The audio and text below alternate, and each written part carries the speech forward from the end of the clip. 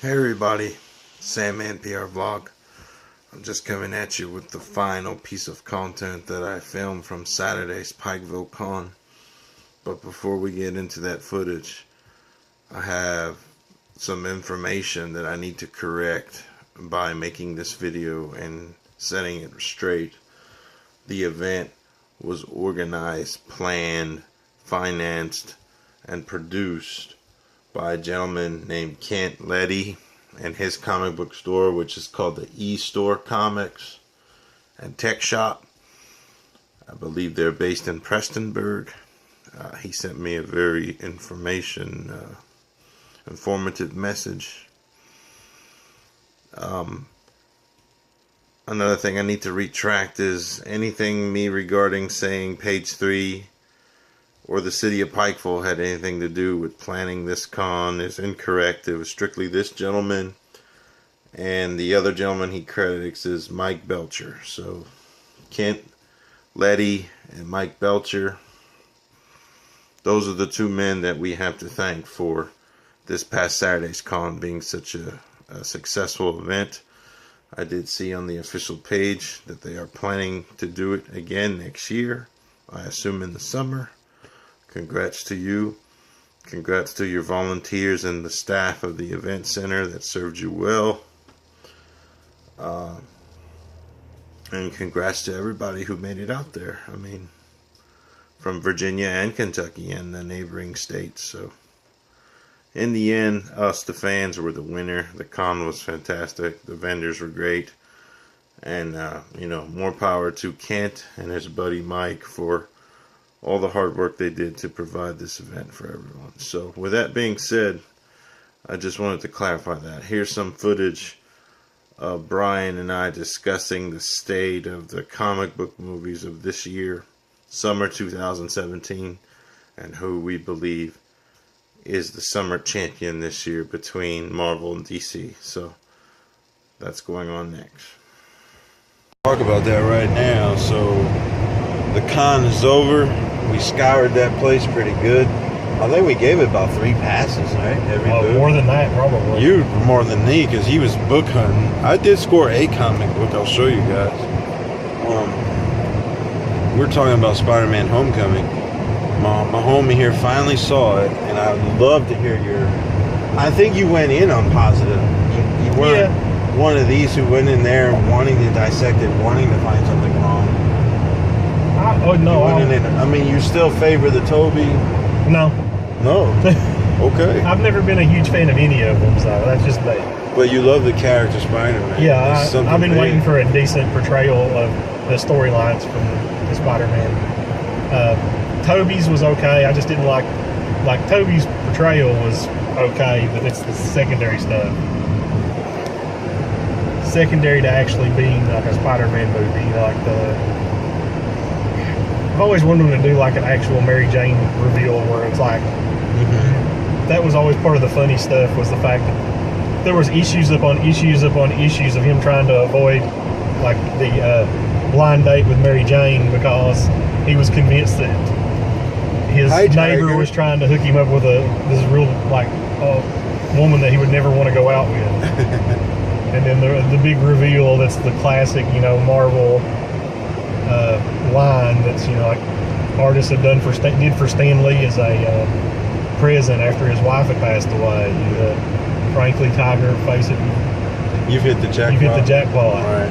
And all of them are like their childhood best friends and all this kind of stuff. And I'm like, that's not really part of the story. Inaccurate. And then you had like the Toby ones, which they were growing up next door to each other. Which is not accurate. Yeah, which is kind of one of those little In things. the comics, does Peter go to school with Mary or not? In my memory, no. He meets her after high school. After high school. Gwen was strictly... He was with Gwen through all of high school. And then Alicia was just somewhat teetering on that triangle. And you had...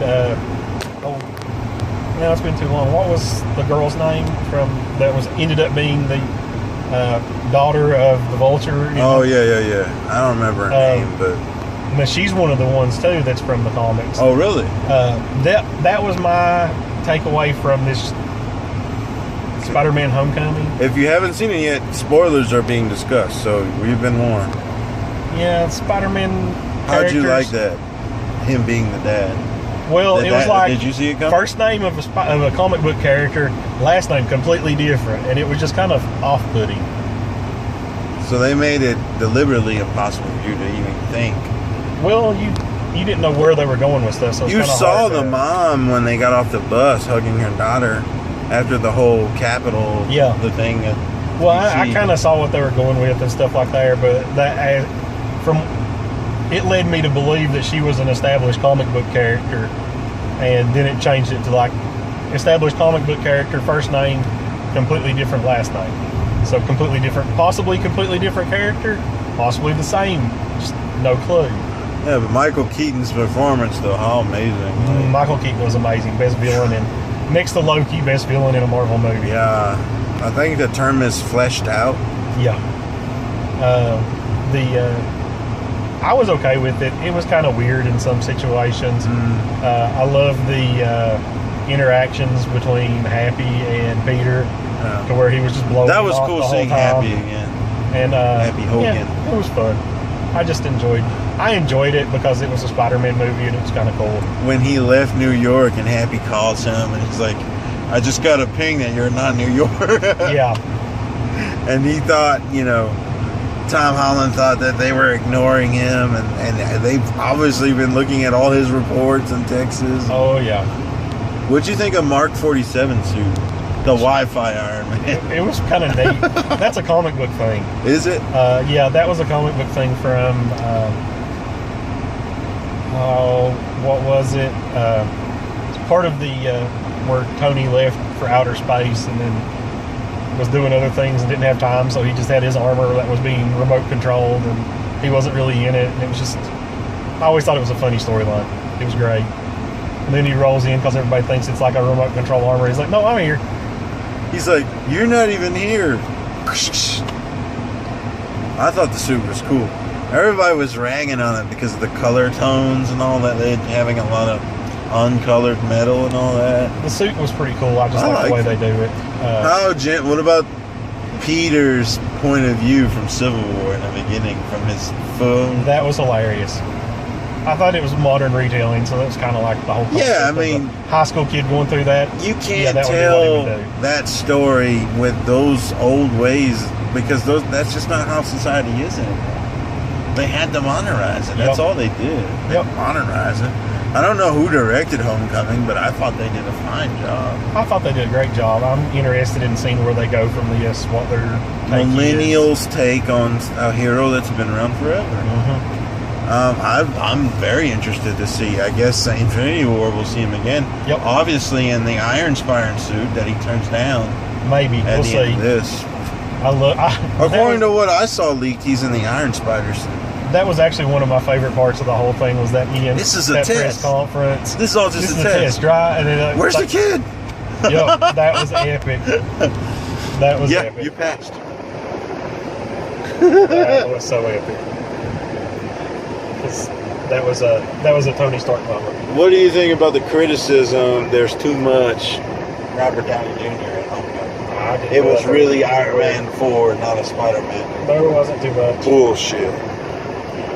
It was, the focus of the whole movie was a giant heist on Stark Enterprises, so I guess he would have to be. Do you miss them not going through the origin and Uncle Ben's death again? No. I'm of the mind of a lot of other people. They know they're not insulting our intelligence. They know we know. Everybody knows about Uncle Ben. Everybody knows about the whole beginnings there. Although, I mean, it would have been awesome to see Tom Holland trying to enter the pro wrestling world. You're going nowhere. Yep. Hey, him and his friend briefly discussed like the spider bite. The spider is dead. Yep. I love the dude that played the man in the chair. The man in the chair. That guy's hilarious. I did like how it introduced like a high school world. There's some kind of like connections between that character and apparently being the Hobgoblin and Ultimate Spider-Man or something like that. Possibly, yeah. We want an overweight Hobgoblin.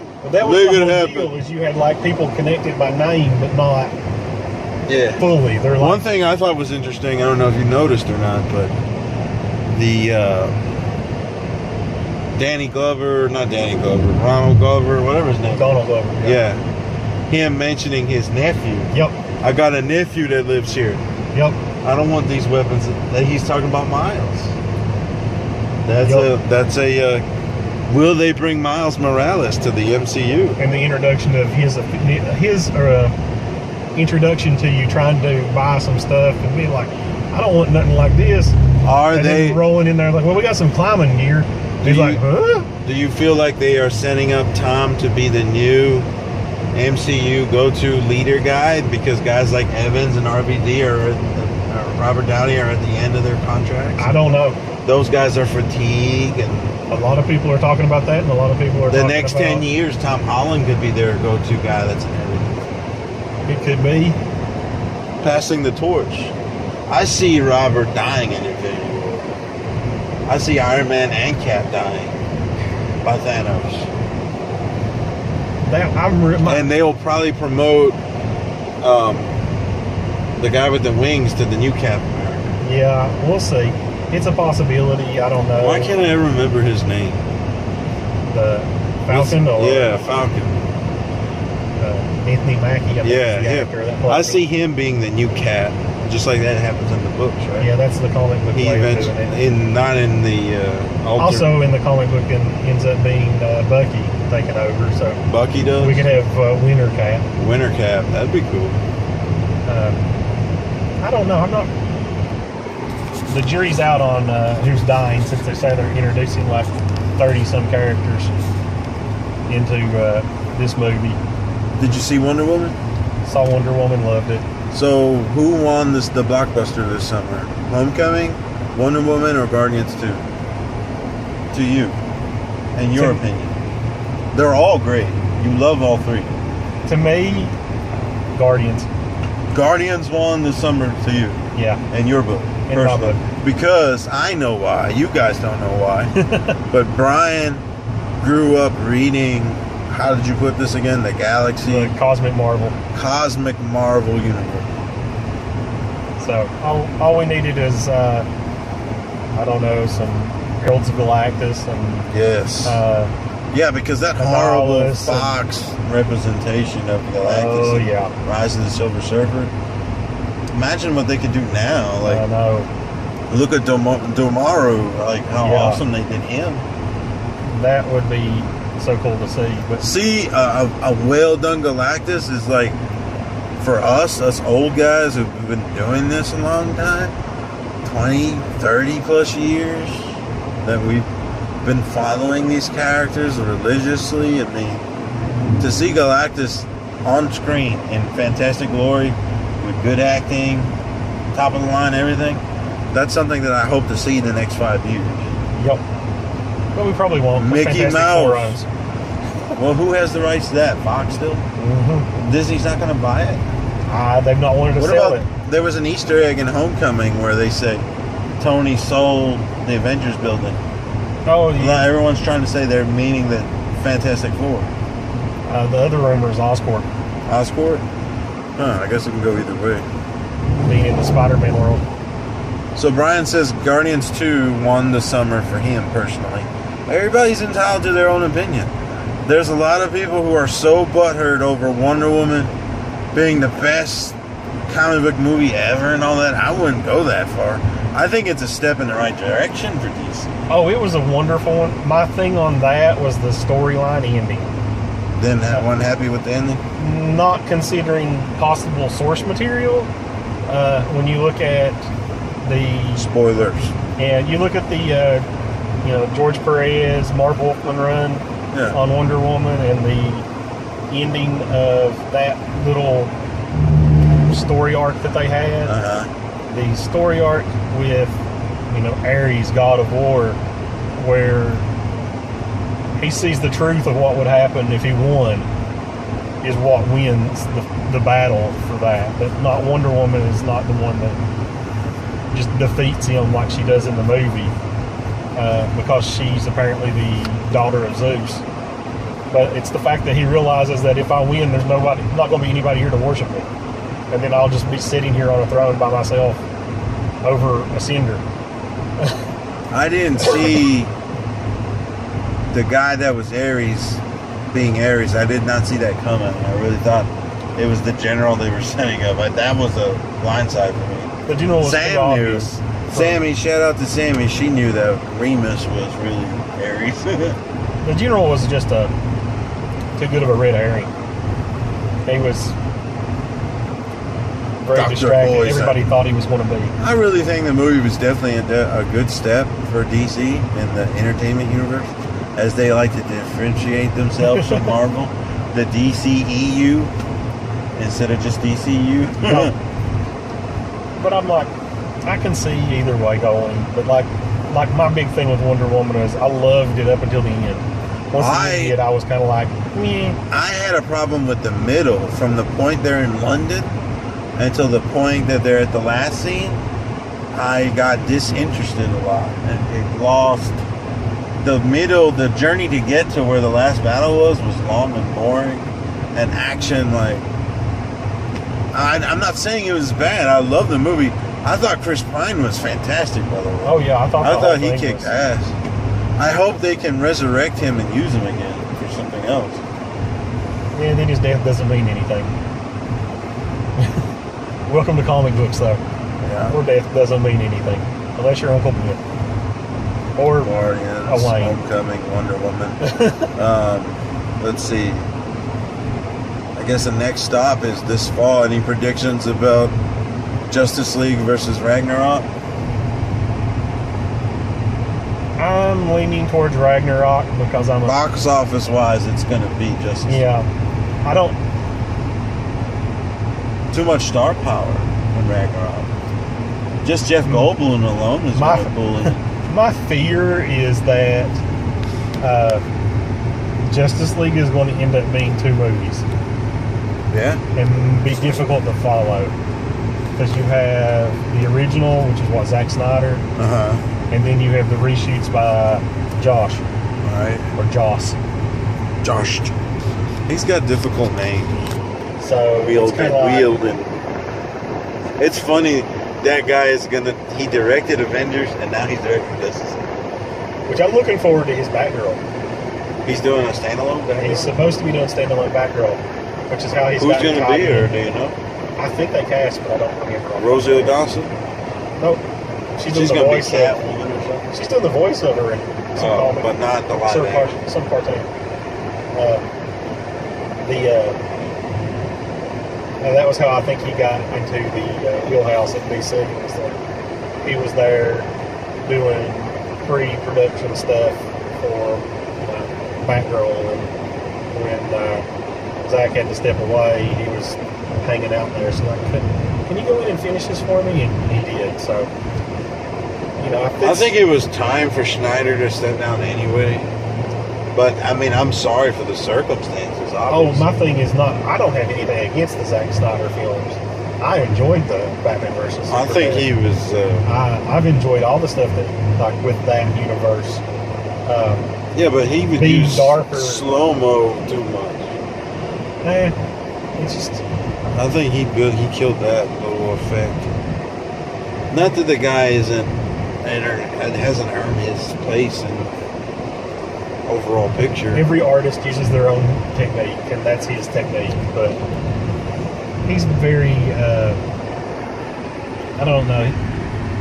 It's very dark, and like most people are not used to such a dark telling of a Superman story, and it's just kind of like. It's not your, father's or your grandfather's Superman anymore.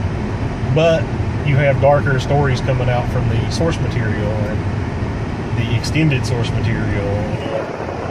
I kind of feel that if they had focused more on letting people know that that's what they were doing, that the reception might have been better. Like, too many people were expecting, like, Richard Donner Superman, and that's not what they were doing. Mm-hmm. It's kind of like... Well, I love Man of Steel. Yeah, it's not I love Man of Steel, actually. I don't have any gripes, if any. I thought it was well done. I even don't even care that he broke your boy's neck. Like, everyone got so bad on the sheet. Well, that's the whole thing. He cried about it. He obviously didn't enjoy it.